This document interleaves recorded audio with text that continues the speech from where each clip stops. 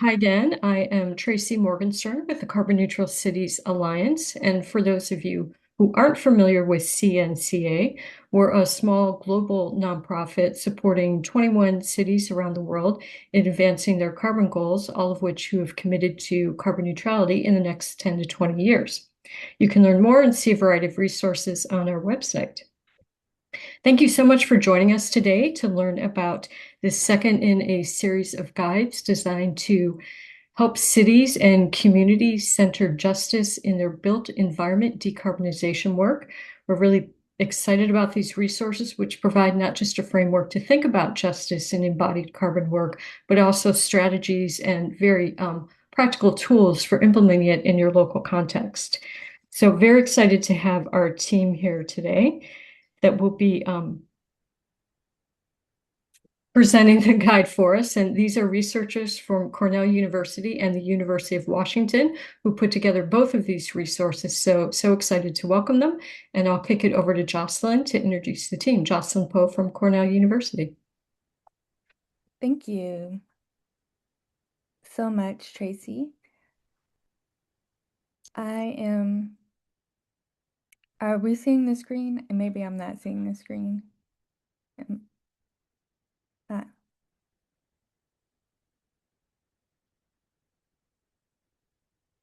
there we go. So I would like to just thank CNCA again um, for the work they're doing and for inviting us to work on Volume 2 of Embodying Justice in the Built Environment. I'll start by introducing myself. I am assistant professor at Cornell University and the director of the Reparative Praxis Lab.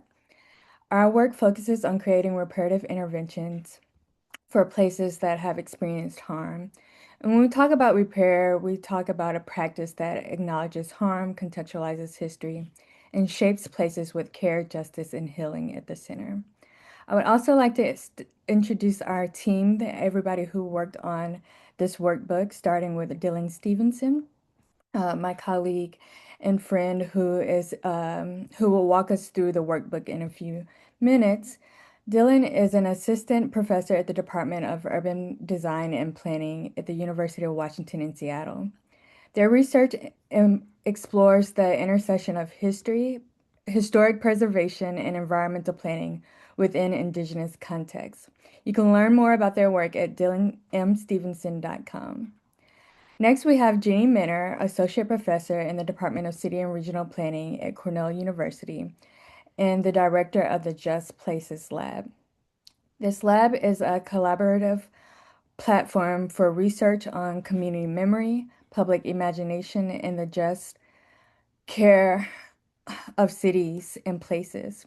It has become an incubator for projects, specifically student projects, that use creative practices to evoke the past and breathe life into urban memory and imagine alternative futures. You can learn more about this lab at labs.aap.cornell.edu. Also in the lab is an incredible collaboration of people who worked on this book. I want to introduce Ash Capezzi, a PhD student in city and regional planning and one of the lead authors of this workbook. Justin Ping, a master's student in regional planning who served as a graduate research assistant for this work, and Alexandra Shonin, who's a master's student in regional planning as well, and contributed as a co-author of one of the practice stories, and worked both in the Reparative Praxis Lab and the Just Places Lab. Next, we have the Christopherson Center, and we have Gresham Worth, who's the project director and lead author of this workbook, alongside Deidre Kennedy, a master's student and student intern in the Christopherson Center, who authored a practice story as well. The Christopherson Center honors the life and work of the geographer Susan Christopherson, who's the former chair of Cornell's Department of City and Regional Planning. The center partners with communities across New York State at the intersection of climate resiliency and the built environment, with initiatives grounded in equity and engagement. You can learn more about their work at christophersonCenter.org. Finally, we have the Circular Construction Lab, directed by Felix Heisel, an assistant professor in the Department of Architecture at Cornell University. This lab advances a shift from linear material consumption toward a circular economy in the construction industry. You can learn more about this work at labs.aap.cornell.edu. And we also have from this lab, and could not have produced this workbook without David Porosky, a Master of Architecture student and the graphic designer and illustrator for this workbook. I want to thank you all for being here again and thank the team for working together to produce this amazing workbook. And I will turn it over to Dylan Stevenson, who will walk you through the parts of this notebook. Thank you, Jocelyn. So I will be covering just to provide a holistic overview of the guided workbook that me and my amazing team of collaborators have been able to produce. So much like the workbook, this section is going to be organized into 5 different parts, and I'll be going over each part as it reflects the guided workbook itself. And so the first section that we provide introduces the core concepts and utilizes previous work that has been produced by the CNCA and then the first volume of this work here. And so in this introduction, we really provide the idea of embodying justice, and we really want to make sure that this workbook is going to be a tool for cities, nonprofit organizations, and communities to begin examining their policies and programs regarding decarbonization, land stewardship, and other types of land use and zoning practices. The guide and workbook is designed alongside or based upon the CNCA City Policy Framework for Dramatically Reducing Embodied Carbon, as we see in the center column. And we want to make sure that these resources are going to be able to allow for users of the guide and workbook to develop more climate conscious, just, and equitable transitions in their land use and urban development. We also introduce an embodying justice framework, which we see in the left column. Then we have identified 7 areas of justice to guide users in their land use and zoning transitions. And then finally, in our guide and workbook, we introduce 7 practice stories that serve as examples for current and ongoing work across North America that we look to as really good examples of the intersection of reducing embodied carbon and justice through a land use and zoning lens.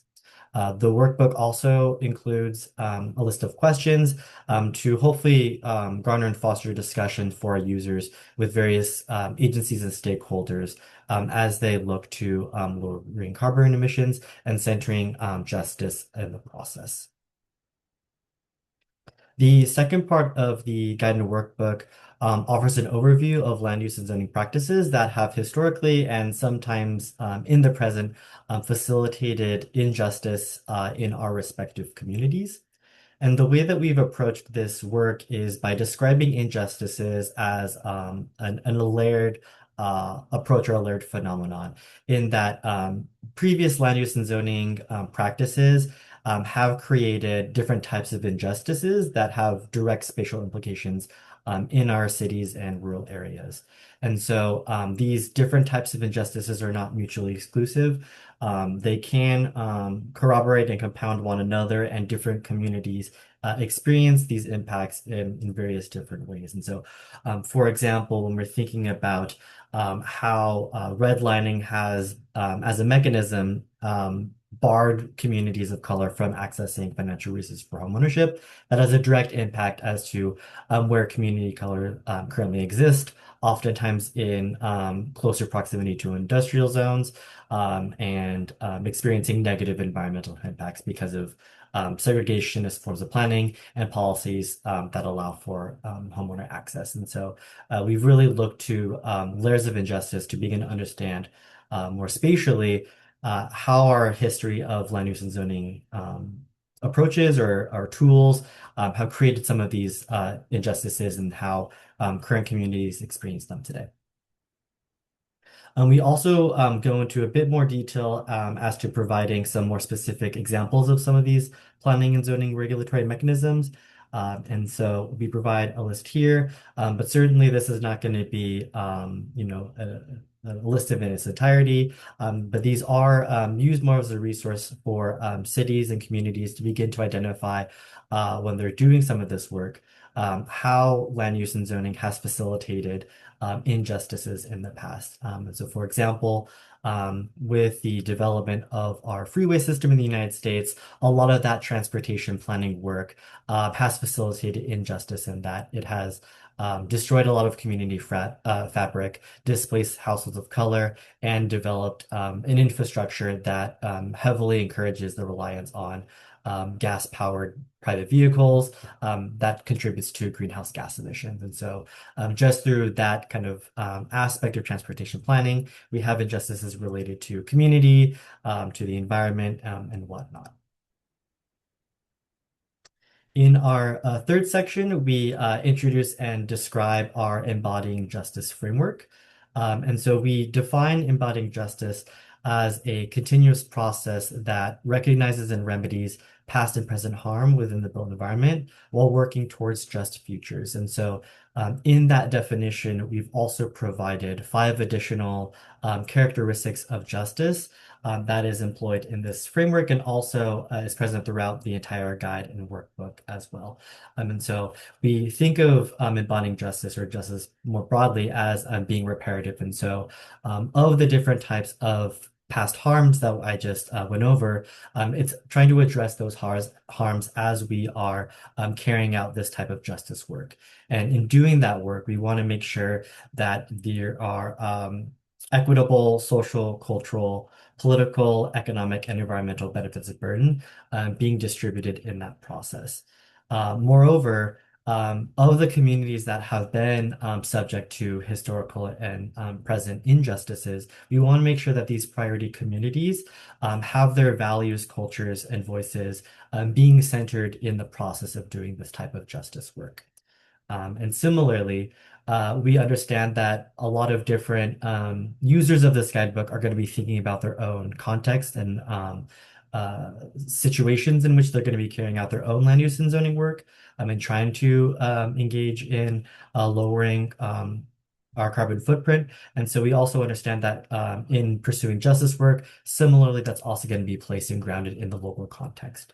And then lastly, just recognizing that justice is not a single endpoint and that it is an iterative and continuing process. And so it will require all of us to really think about how is it that we can think creatively and in doing all of the addressing of past injustices in trying to implement land use and zoning work and lowering our carbon footprint.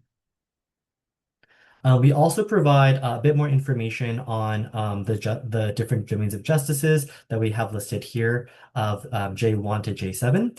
And these are going to be more detailed guidelines for our users of our workbook to craft new policies and amend existing policies related to reducing embodied carbon through a justice lens.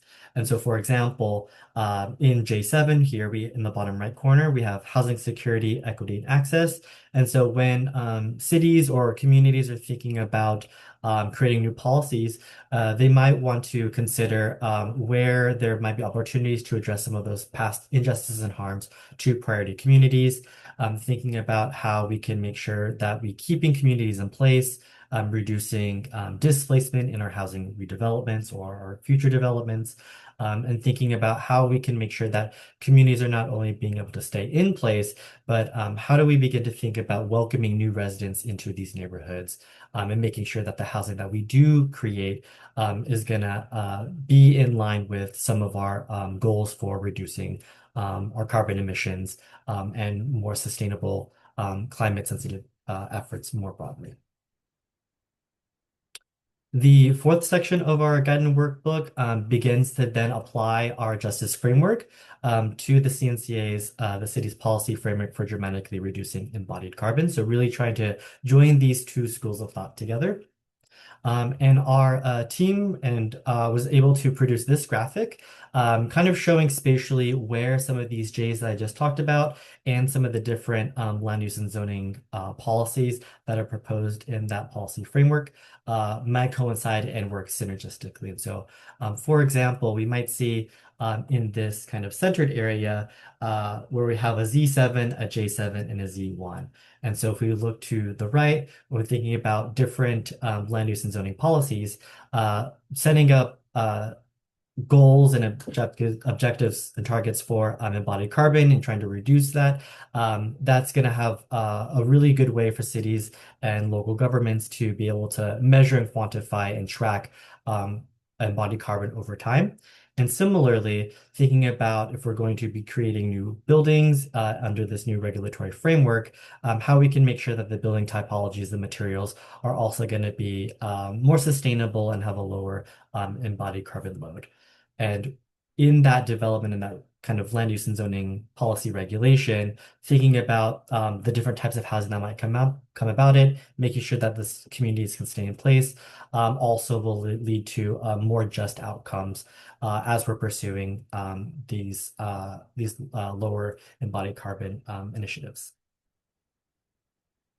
And so with each of these Zs that we provide in the workbook, we also begin to do a bit of coding for each of these types of policies so that when users or municipalities are using this workbook, as they're beginning to strategize and engage in cross-agency discussions, they can think about the kind of justice implications that might be in alignment with these types of efforts. And so, for example, we have here in the kind of top right corner, providing the question of how do new zoning and building regulations reflect the value, needs, and cultures of priority communities.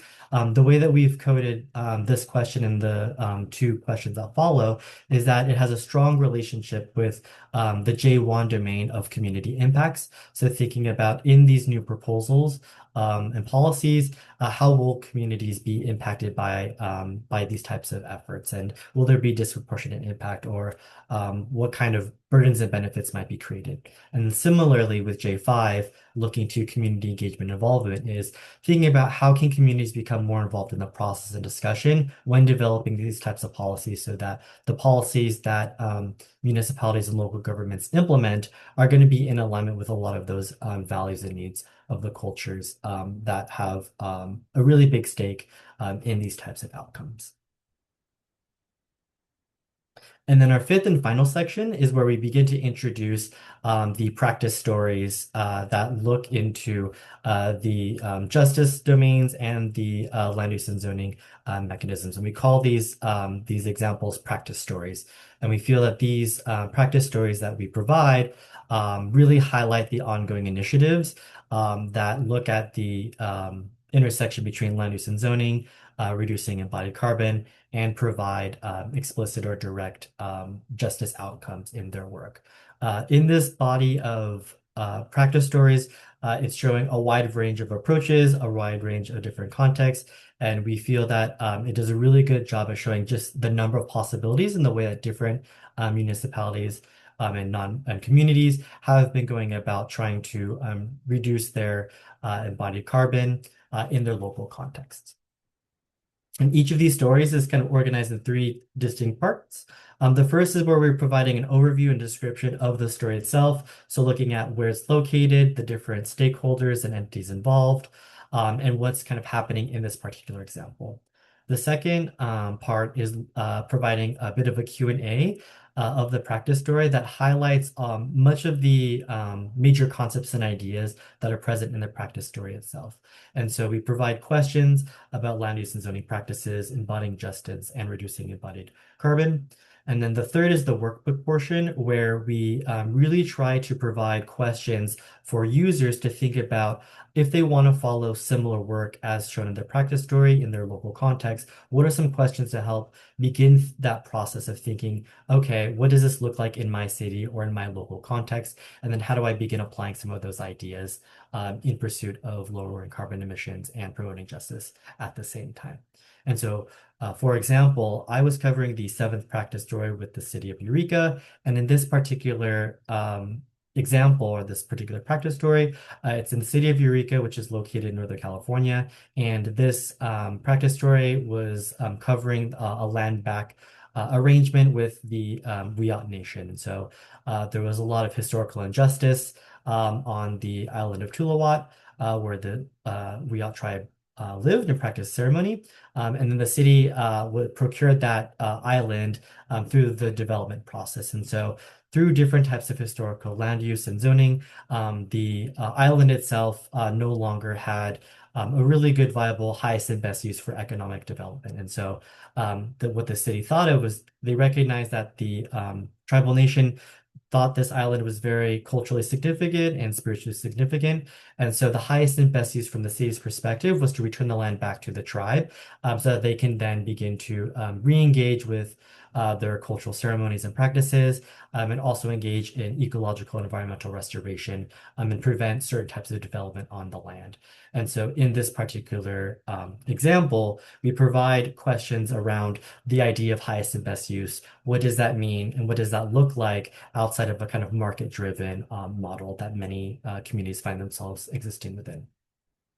And then within the workbook, if a community or municipality wants to engage in land back or look at similar collaborations with Indigenous groups, we provide a series of questions. And so, for example, the first question is really asking where are there Indigenous groups that have traditional stewardship responsibilities on the land in which your city might exist. And so if you wanted to engage in a similar practice, knowing who your potential tribal collaborators might be is a really good start to thinking about where you might begin to carry out a similar process in your local context.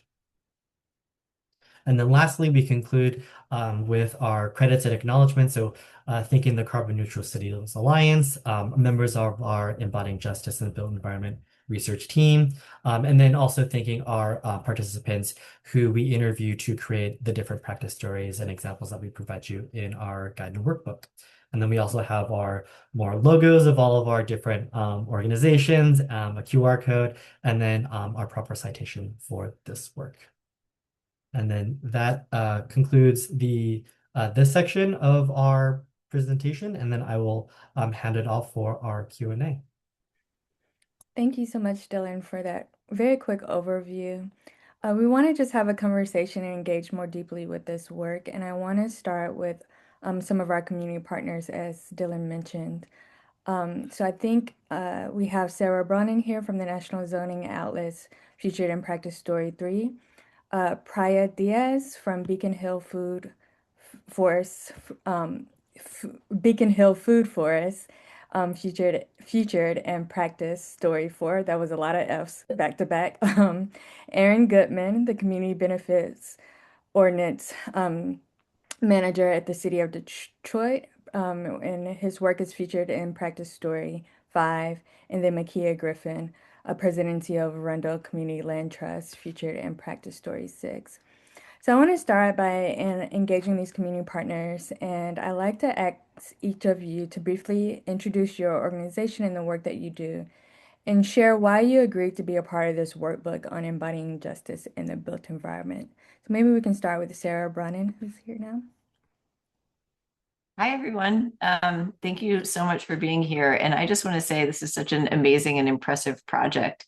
I commend everybody who worked on it, and nice to see you guys again. I miss Ithaca. I was just asked to pop in for 2 minutes and talk about the National Zoning Atlas, which is one of the case studies that's featured in this report. And just to show folks what it is, I'm going to do a quick screen share, and I'm actually maybe going to zoom in on Ithaca. So the Zoning Atlas can be found online at zoningatlas.org.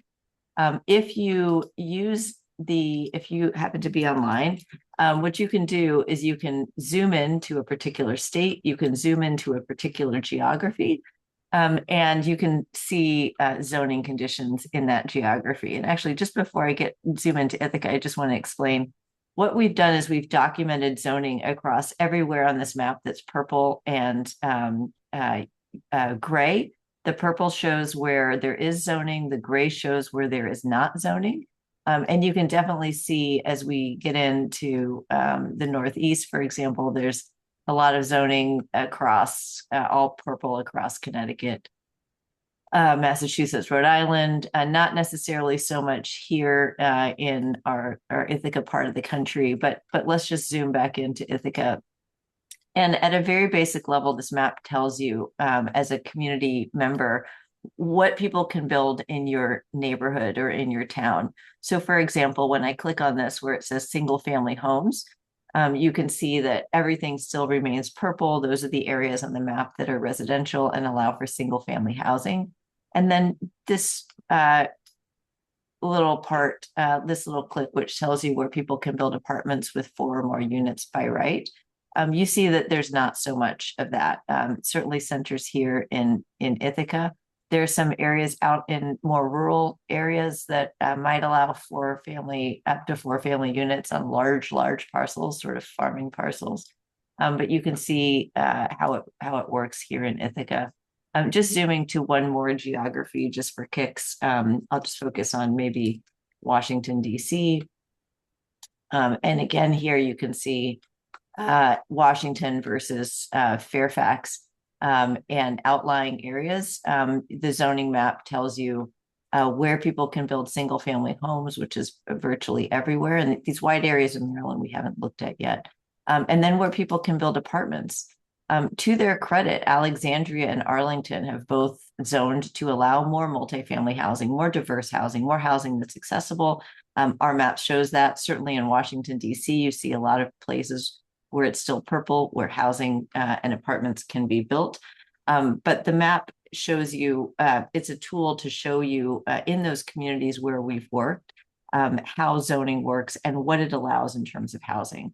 And I really appreciate how in the report that the team drew out some of the opportunities for people to use the zoning atlas, which again just logs actually almost over 1 million pages of zoning regulations in almost 9,000 jurisdictions across the country.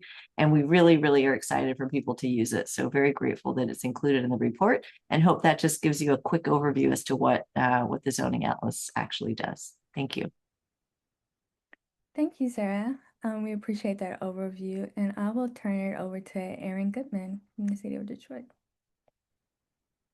Hello, everyone. Thanks for having me, and honored to be a part of this conversation and part of the workbook. So my name is Aaron Goodman. I am the manager of our community benefits ordinance process for the City of Detroit's Planning and Development Department.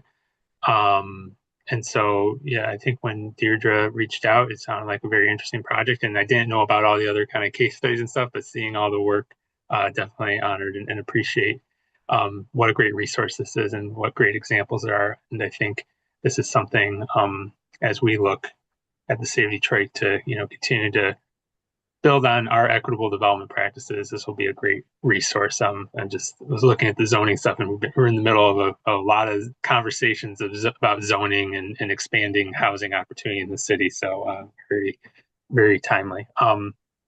But just to talk briefly, the city of Detroit was the first major city in the country to adopt a community benefits ordinance. Community benefits agreements have been around for a long time, but we were, because of certain conditions that maybe I think 10 or so years ago seemed to block, significant community benefit agreements happening. There was a desire from the community to actually kind of more standardize and say, no, this is like a law. This is an ordinance that developers will need to follow when they are seeking some sort of assistance in the form of tax abatements or land from the city of Detroit for their major development projects. So just a few words about that. It was actually a ballot measure back in 2016. There were actually 2 competing community benefits ordinance proposals on the ballot, and that's a whole other story. But one proposal did pass, and that's the ordinance we've been working with since 2017, with some amendments by City Council in 2021. And we have 2 different tiers, but I'll talk mostly about tier 1, which are the larger projects. And we have completed just now 16 projects that were valued at more than $75 million each. Some of them were valued in the billions, but that's the threshold, and they were seeking a tax abatement. And so we have community benefit agreements for each of those projects, and covering a wide variety of issues and concerns that are brought up by the neighbors. Each project has a neighborhood advisory council that is in charge of helping to negotiate that agreement before sending it to City Council. We accomplish that through a series of open public meetings and negotiation. So that's just kind of like real high level. I'm happy to answer questions, but just to kind of give an overview of what we're doing with community benefits in the city of Detroit. I know a lot of other work is happening across the country. I know other cities have passed ordinances. We've been talking a lot to Cleveland last year about what they're doing and comparing notes, but very pleased to be a part of it. And I think it's a key tool that we have in order to ensure that development projects are addressing impacts in the community and are having an equitable kind of outcome for the neighborhood directly impacted and really the city as a whole. So thank you. Thank you, Aaron. We appreciate that overview. And maybe we can launch into another question. How does the guide add value to those working in embodied carbon initiatives and climate resiliency more broadly? So maybe we can use the kind of 3 practice stories, the Eureka story Dylan mentioned, as well as the National Zoning Ordinance Atlas, I'm sorry, and as well as the Community Benefits Ordinance to talk about kind of the work of embodied carbon initiatives and climate resiliency in those 3 stories. And anyone can start. Maybe we can hear from both the team and the community partners.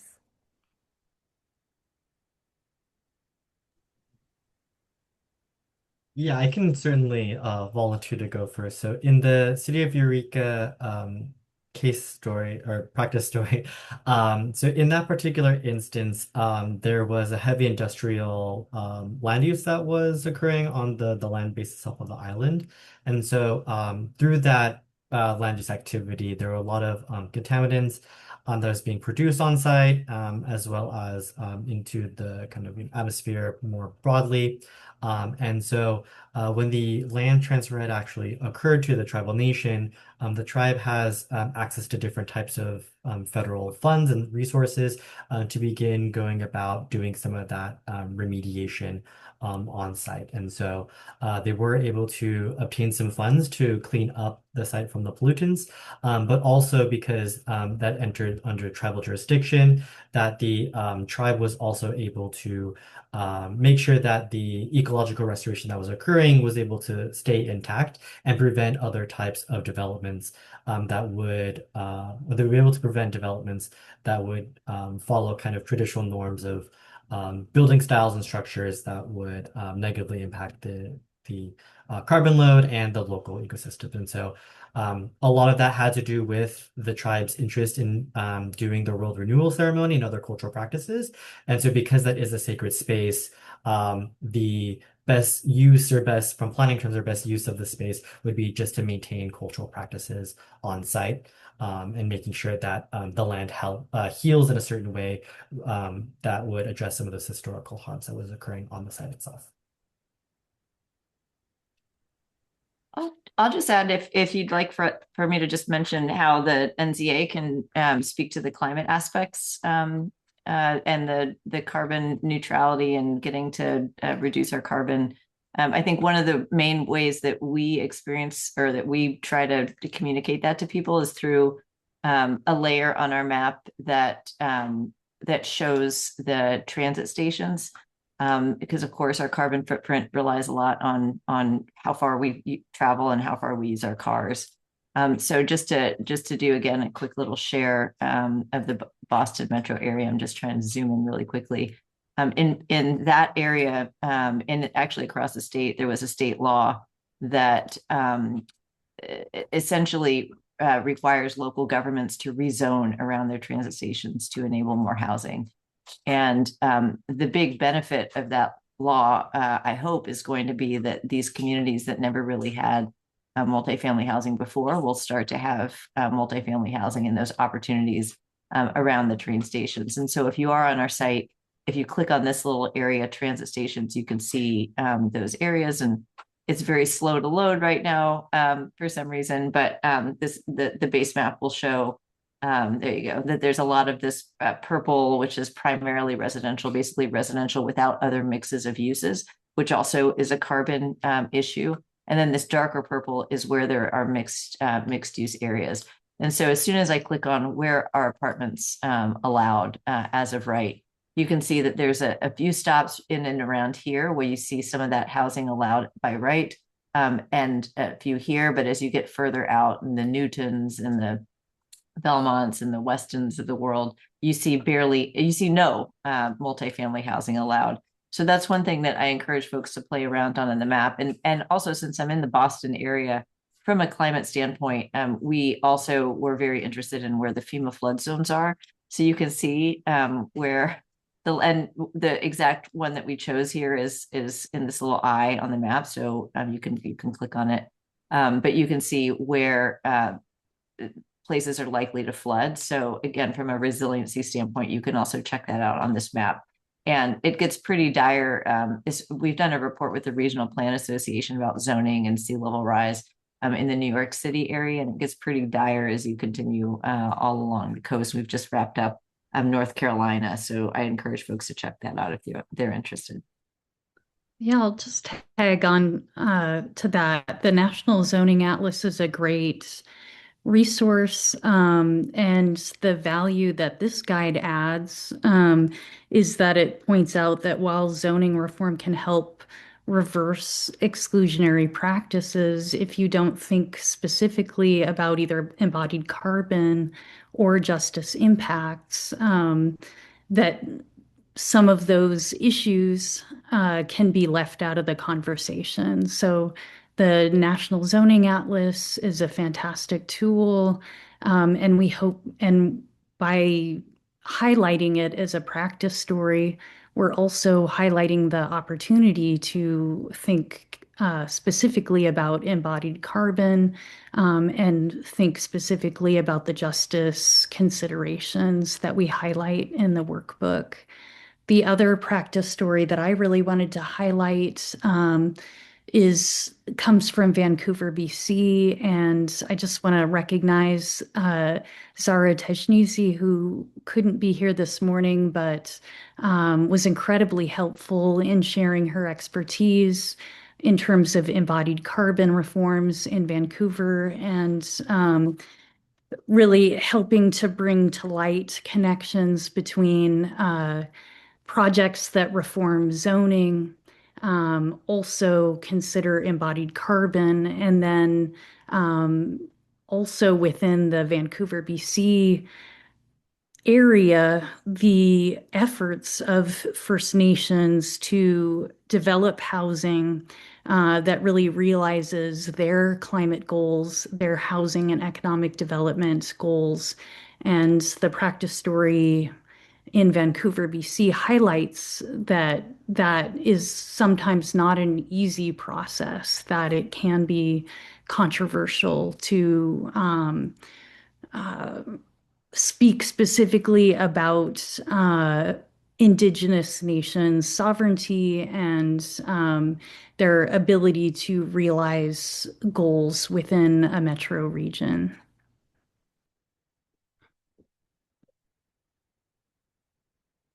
Thank you, Jeannie. Thank you, Sarah.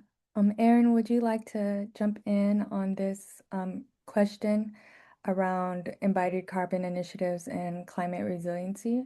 But also there's a question in the chat for you that I think speaks exactly to what we're talking about now. Has Sure. the Community Benefits Ordinance influenced other built environment ordinances, for example, around deconstruction, which is a big climate initiative? Sure, absolutely. So it's interesting. I think, and I hope that's kind of gets at Anna's question as well. What we find, because each project is kind of like a negotiation unto itself, and and depending on what the focus and the priorities of the neighborhood advisory council are, sometimes environmental issues come to the top, sometimes they don't. But they have absolutely in certain projects. And also, from the city perspective, we also, we have various initiatives, priorities, laws around sustainability, environmental impacts. We recently put into play an ordinance called a buildings benchmarking ordinance that's basically requiring large buildings of a certain size to at least measure their energy use and report on it. So until we know what we have, we can't measure it, can't do anything about it until you measure it, basically. So and it's providing some like insight into the amount of energy used.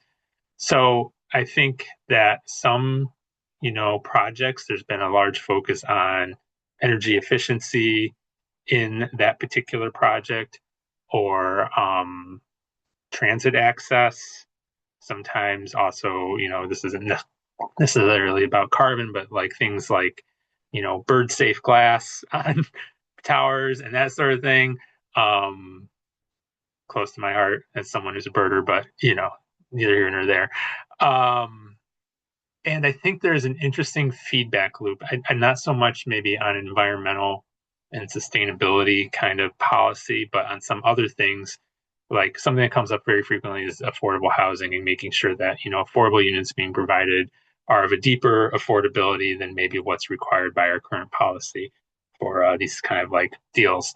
And what we've seen is that kind of consistent push at the community level has led to some policy push as well. Not necessarily ordinance change, but I think policy and practice push from our housing department saying, pushing for deeper affordability on other projects, because we hear it all the time and recognize that it's an issue. So I think there is an interesting feedback loop between what kind of surfaces up when we're in these individual project by project negotiation, and then what kind of starts to become broader city policy or practice at the administrative level, or sometimes, maybe not yet, but possibly even ordinance change. So hopefully that makes sense. I don't have like a specific, like this community benefits agreement did this and now we have a deconstruction ordinance. Not quite there yet, but I think it definitely moves the conversation. Thank you, Aaron. You actually brought something that we've discussed within our team, and that is an ongoing construction people do and conversation with people who are doing this work. And so I want to bring up this question, and maybe you and Deidre and some others on the project team can jump in here. What would you say to critics of some of the tools in the workbooks? For example, there is a lot of controversy around community benefits or ordinances. And you kind of mentioned that at the end, but what are some of the pitfalls and premises of this tool and others that are present in the workbook that we might want to talk about here now? I guess I can go. Sure. I think community benefits ordinance, community benefits agreements certainly do get critiqued or criticism, I think, from both sides. I think there's some who, will always say that, we don't, like, it doesn't deliver enough in terms of benefits, or that there's a power imbalance in the negotiation, or, because it didn't necessarily, a negotiation didn't fully deliver on this particular community request, that some people will say, well, then it was a failure. So there's that side of it. I think from the other side, from maybe the development side, there is a criticism that this is a burdensome process that adds cost and time and makes development more challenging in a city of Detroit, like Detroit, where development is already challenging.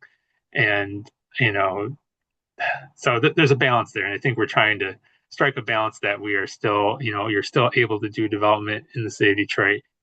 But you are also being responsive and a responsible partner and good corporate citizen, and responding to the community, and really kind of helping to I don't know if people would phrase it this way, but it's a way of sharing power between community developers and the city as well, and sharing decision making. All that to say, I would be the first to say that the process isn't perfect. I think we are always trying to find ways to improve it, to make it both easier for the community to be involved in and to have an impact in, and also potentially more efficient for developers. But some of that stuff we can do, administratively. Some of that stuff would require, changes in the ordinance, which our city council is probably going to take a look at again. So yeah, it's a balance. I don't know if I have much more commentary on that, but we certainly, every time we go through a project, we definitely hear, the concerns and the critiques, and it comes with the territory. Yeah, I think with everything, there's incremental change, and with incremental change comes these kind of premises and pitfalls that we are muddling through and struggling through. Felix and Ash, I would like to turn it over to you because you also had practice stories that were what they were, Felix.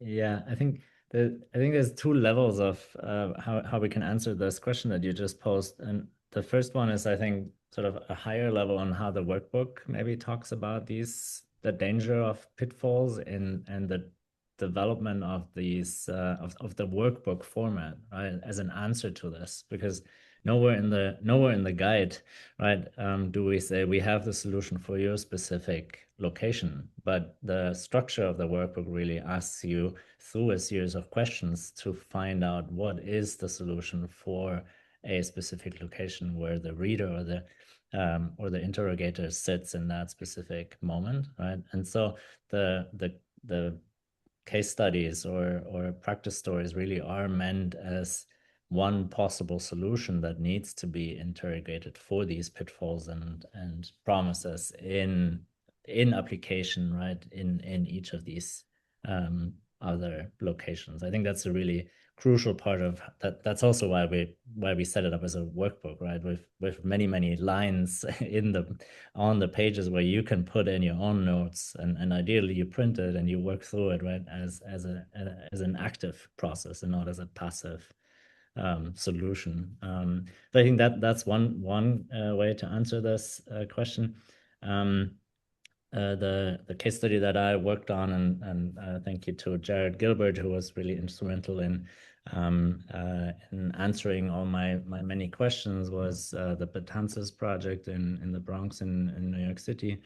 And there the focus was more about the sort of agency of design as a means to reinterpreting policies, regulations, and zoning on the scale of the single building. So a very different scale from the other practice stories that we've already talked about.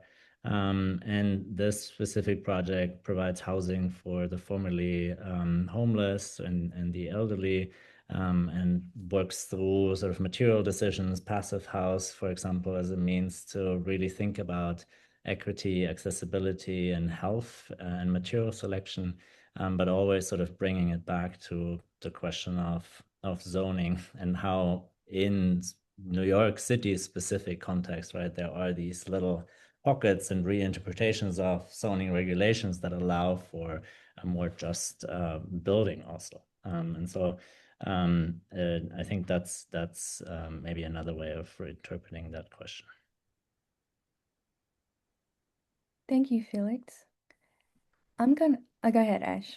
Oh, yeah, I'll just add a little bit. I think a lot of it was already said in the beginning of our workbook, but also what Dylan had already previously talked about is that justice is not one endpoint, one location that we're striving towards. It's a constant renegotiation of historical injustices that continually either occur through our history or through contemporary acts. The project that I had worked on is the Beacon Food Forest, which is in Seattle, and it specifically is run by the Seattle Parks Utilities, and the land is basically given for rent to an organization called the Beacon Food Forest, or BFF, as a way to support other initiatives that offer food security, education, and safety when it comes to operating in an open space in a metropolitan area. And when we start to thinking about embodying justice, and as well as embodied carbon, beginning to talk about the practices of open space, the importance of it, and how that can help either do carbon sequestration work, which is obviously not embodied carbon, but ways in which that we can facilitate or support the kind of harms that we have done in the past when it comes to material extraction in general, as well as other issues when it comes to carbon, such as construction and transportation of construction projects. So this project in particular does a lot of education for kindergartners and elementary school students. They also have a landscape architecture studio from University of Washington that does a studio every single semester there, and they have quite a few partners within the city itself, and they've been able to negotiate a way in which zoning wise is kind of an exception within the policy framework. So I think that's something that's really interesting to consider, that there are exceptions within zoning policy and ways in which we can advocate for exceptions, especially in areas that have received historical injustice. Thank you, Ash. I'm going to pivot now. Jeannie, can you talk a little bit more about how people should be using the workbook? And I want to pair this with Frenzy. I'm sorry if I'm pronouncing your name incorrectly. It's a question in the chat, which says, when looking at embodied carbon and justice impacts, does the guide have recommendations around sourcing from a justice lens? Not only looking for materials that have lower embodied carbon, but from manufacturers who are taking steps to reduce negative health and environmental impacts in the communities that they are based. Yeah, I'm happy to highlight a little bit more what I put in the chat. So in the workbook, the way we produced the workbook was first to look at the Carbon Neutral Cities Alliance's guide for dramatically reducing embodied carbon. So those are the Z's that we've highlighted in this workbook. And so, for instance, on page 51, we highlight justice considerations associated with bio-based materials. Now, we don't have all of the answers. These are considerations and steps that could be taken to consider just what you're asking about, which is material choices. And I would say that in addition, we looked at this particularly in the first workbook when we were thinking about the health impacts of different choices in preservation, in reclamation of used materials and specifying them in new construction, for instance. I feel like we also highlight the injustices, particularly in the first workbook, associated with material choices and the injustices associated with producing new building materials. So that's only a sort of partial answer, but I would say, it sort of depends on whether you're looking at specific policies to lower embodied carbon and first, and then considering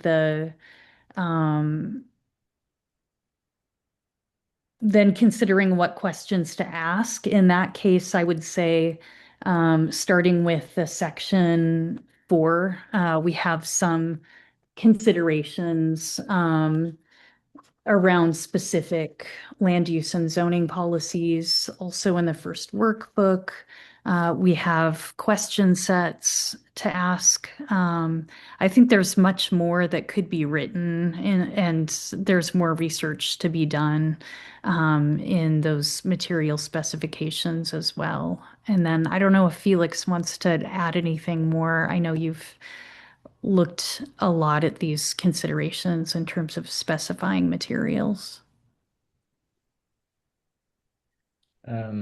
Yeah, I think that might be too long for this meeting. Also looking at the time, maybe just one side note to that question in the chat is also that I think there's one way of looking at this environmental justice, but I think the way we define it in the workbook is that environmental justice is just one of 7 justice areas. And so I think that zoom out is important in understanding the perspective of this workbook to the question of material sourcing versus affordability versus construction and. So I think that that is I think worth the additional and deeper look, right?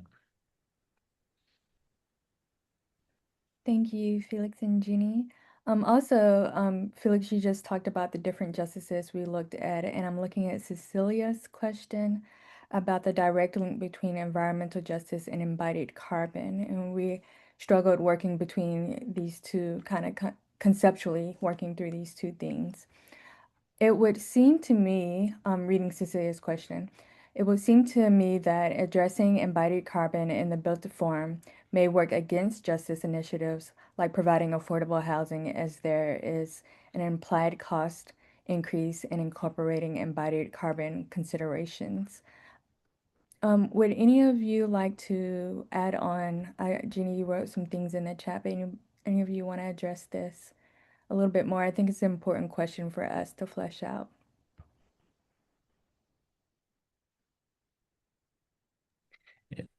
It's a little bit what I just tried to get at is that I mean, affordability, I think, is a key goal. But if we're, for example, building so cheaply that a building, of course, is affordable, but living in it creates the worst health problems for those inhabitants, I think we're not necessarily solving that issue on sort of the larger scale, right? Yes, we built affordable, but and then the same thing is if we salvage or harvest or extract these materials in conditions that are not just to those that are doing the process, right? And there's a lot of, for example, forced labor or child labor in the built environment. We're talking about 16 million in the last sort of guesstimates by Design for Freedom of people that are in forced labor conditions globally to sustain our building needs here, right? So I think that question is so large and so multi-layered that it takes these seven different lenses, right? Justice lenses to maybe start understanding the correlations between these questions, and it requires us to ask very careful and very detailed questions along these processes. And so environmental justice is one of these. And yes, I think in many cases, there is no answer that fulfills and ticks all these boxes, right? There's always a give and take in this conversation. And it's for us in each project and in each location to figure out what is the right combination of different strategies that fulfill, sort of get us to the best possible solution.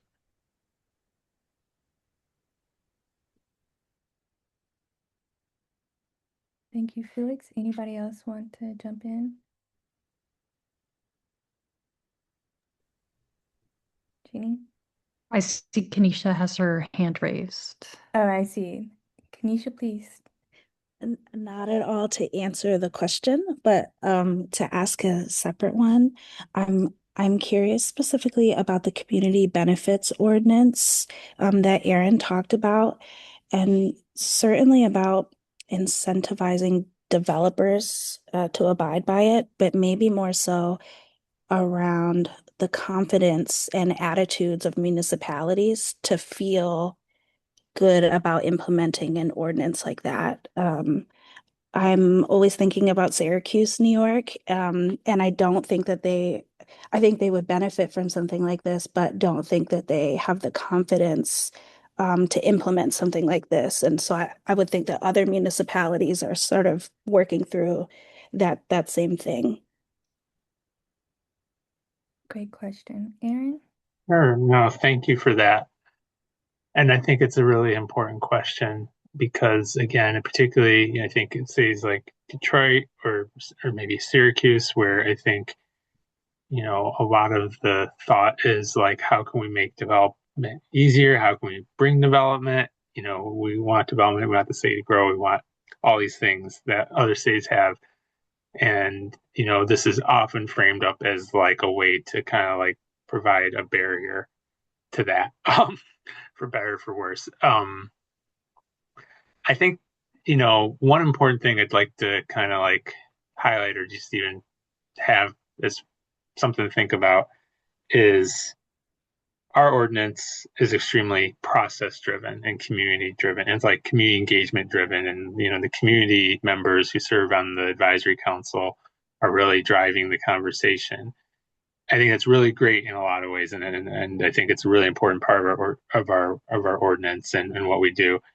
But I also can see where it's like, let me just think like the developers have gotten to know over the last few years.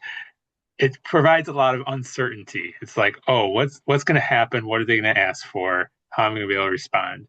And I think developers are looking for certainty. If they know what the rules are and what's going to be expected of them, I think they can much more easily adapt and build those costs in, because there's costs of time and money, and just say, we're coming to Detroit. We know that we're going to have to hit, and we have those types of policies already. We have policies around like hiring Detroiters, and they know, that's not a negotiable. That's just like, this is the policy.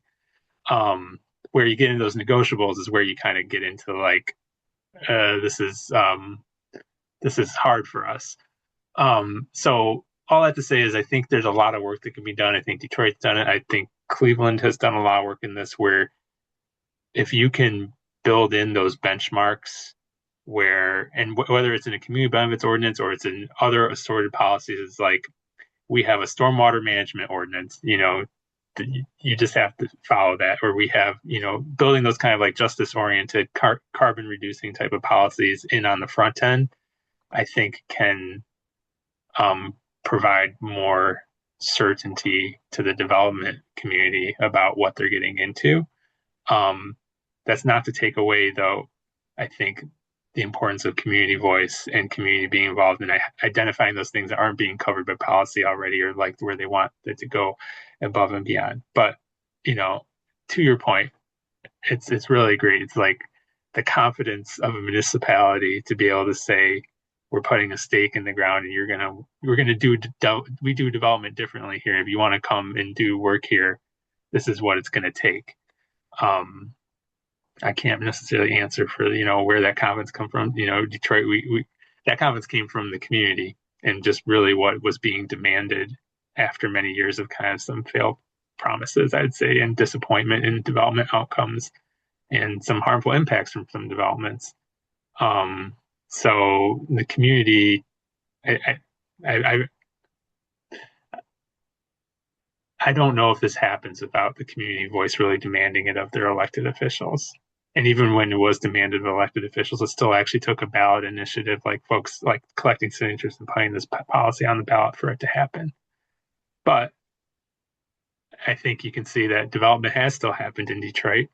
Now, if I go and talk to my economic development friends in the city, they might tell me about all the deals maybe that we missed out on. I don't really know, because they, those developers or those companies didn't want to necessarily go through this process. But, the counter argument is like, well, maybe if they didn't want to work with the community in that way, maybe those weren't the type of projects we wanted in the city of Detroit.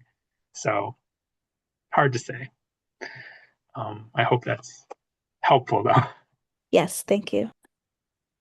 Thank you, Erin. And I just want to point out Deidre Kennedy, who authored the Detroit Practice Stories, comment about it being a model for inclusive, equitable practices that could be paired with opportunity to prioritize embodied carbon. So that was her takeaway from the practice story, which I think is great.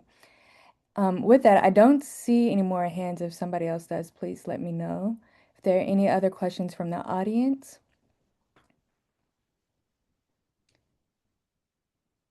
If not, I would like to just ask one last question of the project team.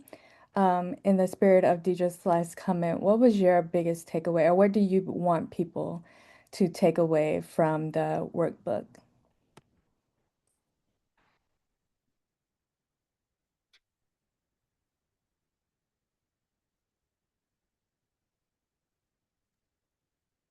Where the silence gets too long. I think to just put it in like one sentence, I think it's just really important to look for a local, I don't know, solution is the wrong word, a local answer, right, to the questions that we're raising. And I think that's I encourage you to read that workbook and to kind of interrogate the structure that we're proposing as a tool for local development, and that kind of across all scales. So the workbook really comes up with from regional to, like, I mean, the zoning atlas is all about the US, right, all the way to like a single building. So kind of across these scales, these similar questions apply. I guess I really enjoyed the process of, again, working with the Carbon Neutral Cities Alliance and the member cities. And I think sometimes there's resistance to either adopting embodied carbon or focusing on justice. And I think it's really fascinating to learn from those cities that are doing both, maybe not all at once. I feel like we're unique in that we're putting these policies together, but Vancouver, BC is a great example.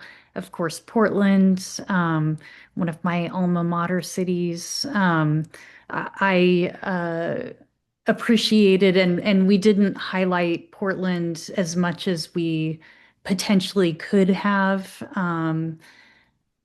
But then they get all the publicity anyway. They do all sorts of great things. I just, I think there's so much potential to really use this process of carbon neutrality to uh, center justice and equity in the planning process, in the fields that we work on. Yeah, it's been a pleasure to continue to learn from member cities as well as think about other cities maybe that are not involved in the CNCA at this point. Thank you, Ginny.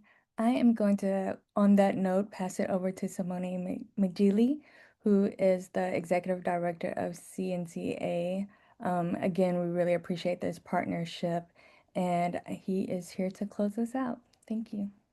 Well, thank you, Justin, and thanks everybody. It's been a fascinating presentation and series of observations and questions and reflections.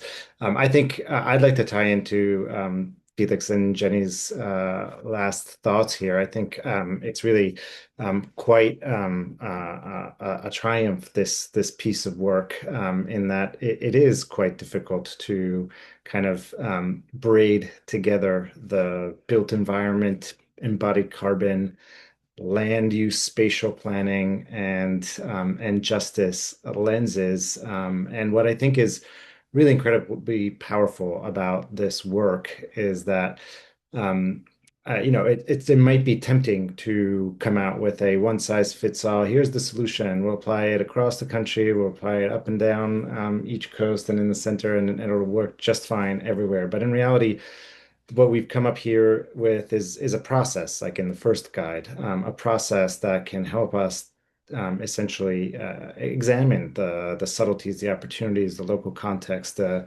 nuances, the injustices, the opportunities to redress and to think about carbon neutrality in terms of justice in each location. And I think what really stands out to me is that, as Tracy said at the beginning, we are a network of 23 global cities. This resource is focused on the histories in the United States. But in fact, I think the tool is designed in such a way that the process is applicable beyond the US and in our other geographies, because it isn't a one size fits all. It's more an approach and a process. And I think that's really incredibly valuable. So huge thank you to the whole team. I know it's been a long and intensive collaboration, the Cornell and University of Washington, and all of the input from the member cities, and obviously CNCA's team led by Tracy Morgenstern on this project. I think it's really commendable work on everybody's part, and really proud as an organization to be partnering with you all to create such valuable resources. And with that, I'd like to introduce Nick Cifuentes from the Summit Foundation, who is a close partner in our work in the built environment and justice space. And we're so thankful, Nick, for the support of the Summit Foundation and for you joining us today. We'd love to hear any final thoughts from you before we close out.